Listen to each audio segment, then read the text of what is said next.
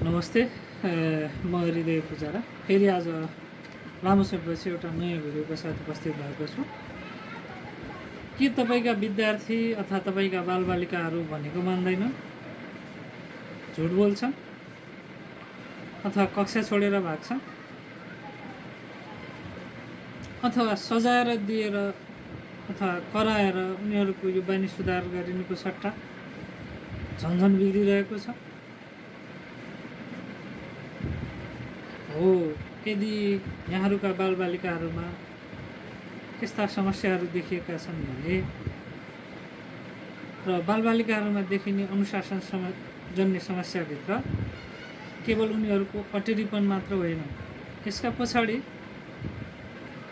गम्भीर खालको चाहिँ मानसिक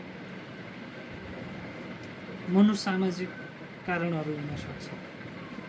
त्यसैले आउनुहोस् आज यसको बारेमा चाहिँ हामी छलफल गर्छौँ र बालबालिकाहरूमा देखिने अनुशासनजन्य समस्याहरू के हुन्छ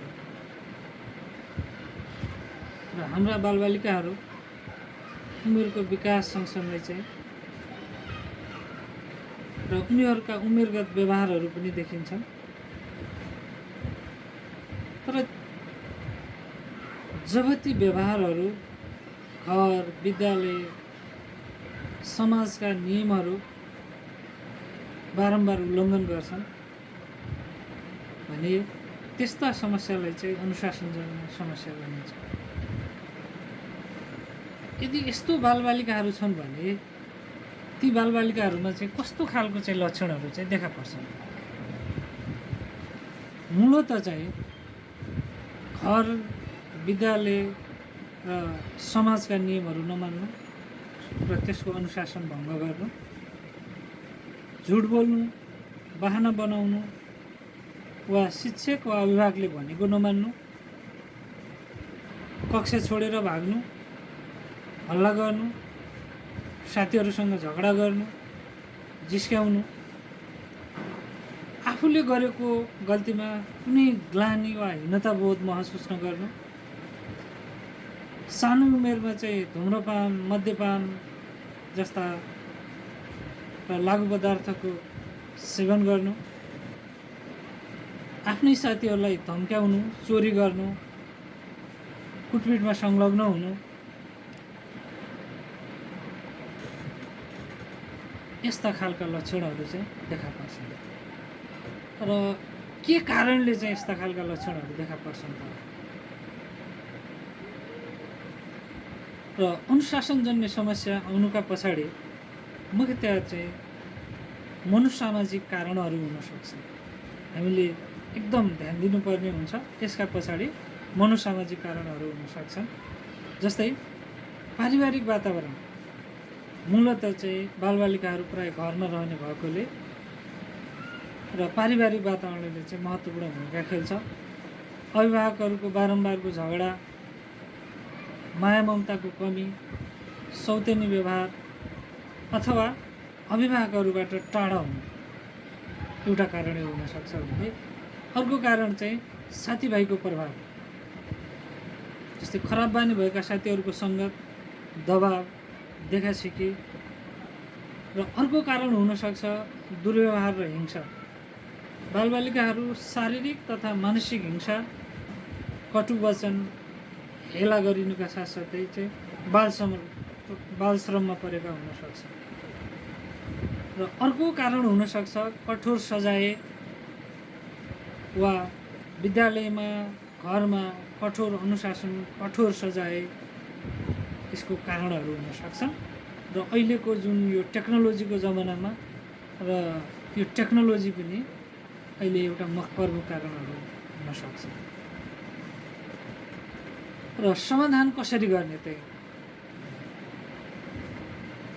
र हामीले के सोच्नुपर्छ भने सजाय दिएर अनुशासनजन्य समस्याहरू कहिल्यै समाधान हुँदैनन् र यसका लागि हाम्रो सामूहिक प्रयास, समझदारी र मनोसामाजिक सहयोगको आवश्यकता पर्दछ। र हामीले कक्षा कोठामा के गर्न सक्छौँ त? बालबालिकाहरूलाई सजायको सट्टा चाहिँ प्रोत्साहन दिन सक्छौँ र बालबालिकाहरूका साना प्रयासहरू र सानो राम्रो कामको पनि उसको साथीहरूकै अगाडि प्रशंसा गरेर र तर साना गल्तीहरूलाई कोट्याएर चाहिँ उसको साथीहरूको अगाडि लज्जित नबनाएर चाहिँ हामी यो समस्या समाधान गर्न सक्छौँ र सकारात्मक क्रियाकलापहरूमा सहभागी गराएर जस्तै कक्षा कोठामा हामीले ध्यान यो एकदम शान्त रूपले चाहिँ ब्रेदिङका कुराहरू श्वास प्रश्वास शान्त श्वास प्रश्वासका कुराहरू र अर्को कुरो चाहिँ हाम्रो चक्रिय बसाइलाई पनि गर्न सकिन्छ एउटै ठाउँमा बसाउनु भन्दा पनि चक्रिय बसाइ गर्न सक्छौँ भने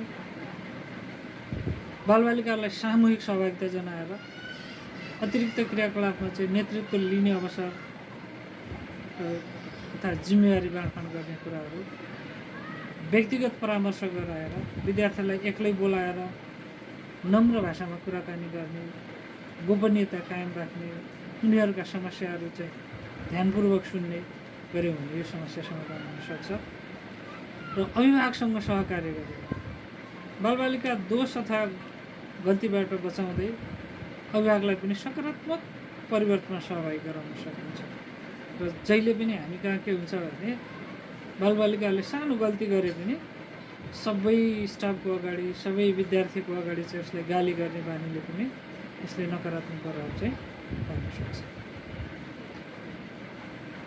र त्यसैले कुनै पनि बालबालिका आफैमा खराब हुँदैनन् र कोरियन उखान छ एउटा there is no number 2 everyone is number 1 भन्छ र उनीहरूलाई सही वातावरण दिन सक्यौँ भने माया दिन सक्यौँ भने ममता दिन सक्यौँ भने सही मार्गदर्शन दिन सक्यौँ भने र हरेक बालबालिकाले चाहिँ आफ्नो व्यवहारमा चाहिँ सकारात्मक परिवर्तन ल्याउन सक्छन् त्यसैले सजाय होइन समझदारी र सहयोग बढाउनु र यदि यस्तो खालको समस्याहरू यहाँका बालबालिकाहरू विद्यार्थीहरूमा देखा परेका छन् भने यहाँले मनोविमर्शकर्ताहरूलाई सम्पर्क गर्न सक्नुहुन्छ र यसको लागि यहाँहरूले म पनि एउटा मनोविमर्शकर्ता भएको नाताले मलाई पनि सम्पर्क गर्न सक्नुहुन्छ र बालबालिकाहरूलाई माया गरौँ र बालबालिकाहरूको सुरक्षित भविष्य निर्माणमा हामी सबैले योगदान दिउँ भन्दै हस् नमस्ते।